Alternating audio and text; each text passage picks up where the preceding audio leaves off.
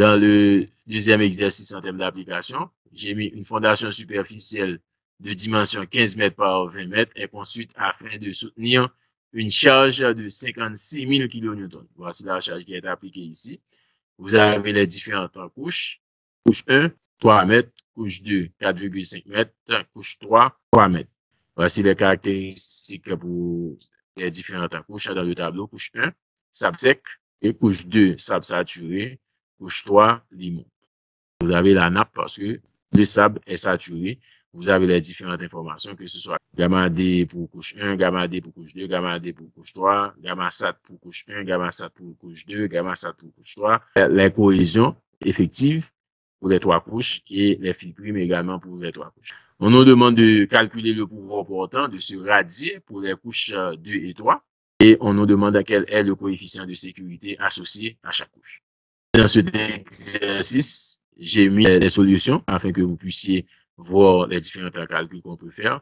Vous utilisez la méthode générale de Bézier, Q ultime égale à SQ, DQ, IQ, Q, NQ, plus SC, DC, IC, C, NC, plus 1 demi gamma, S gamma, D gamma, I gamma, N gamma par B. Et vous faites l'application dans le tableau les différentes valeurs que vous allez obtenir.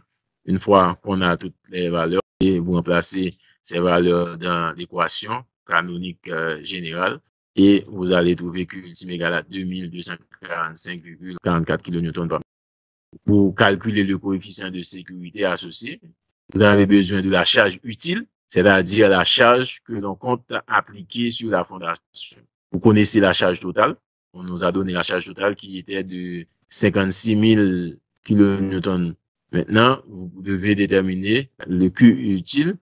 Il suffit de diviser ça par la surface. Et le Q utile égale à 186,67 kN. Pour déterminer ce facteur de sécurité, il suffit d'égaler F égale à Q ultime sur Q admissible.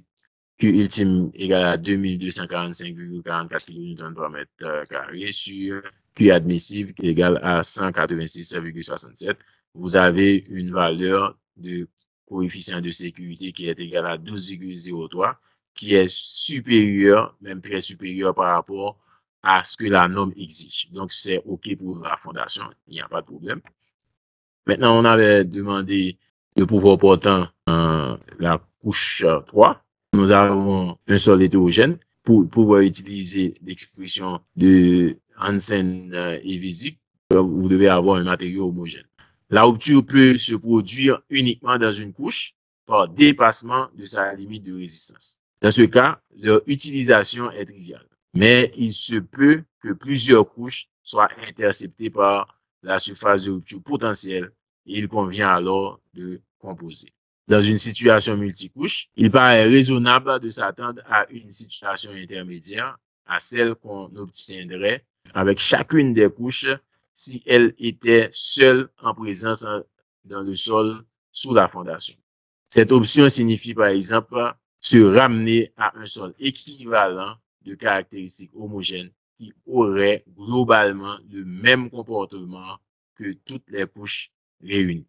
Cependant, certains auteurs préfèrent regarder le comportement de chacune des couches séparément en ramenant la sollicitation à la profondeur correspondante, surface de chargement plus importante, mais avec une contrainte moyenne plus faible. Là, on peut utiliser la méthode dite 2 pour 1 que nous avons déjà dans le chapitre précédent. Ainsi, on peut calculer un pouvoir portant ultime pour la couche 2 seule, sable saturé, ou pour la couche 3 seule, limon saturé. Plaçons-nous ainsi dans une situation virtuelle où le radier se trouverait à l'interface entre le sable et le limon, c'est-à-dire à la surface de la couche 3. On a donc Q2 égale à 45 plus 4,5 par 20 moins 9,81. Ça va nous donner 90,86 kN par mètre carré. On a également B2, B plus H, comme dans la méthode 2 pour 1. B2 égale à B plus 4,5. Ça va nous donner 19,5. Idem pour L.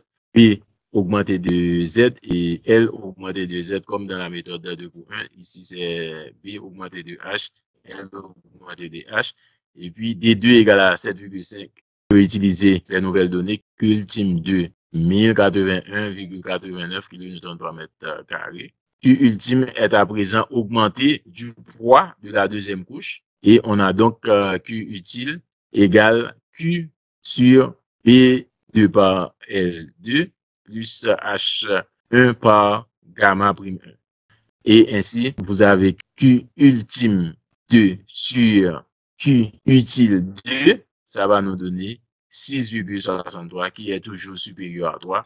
Okay? Chaque couche va assurer une potence suffisante. On est à 6,63 pour la troisième couche. La semelle est en sécurité.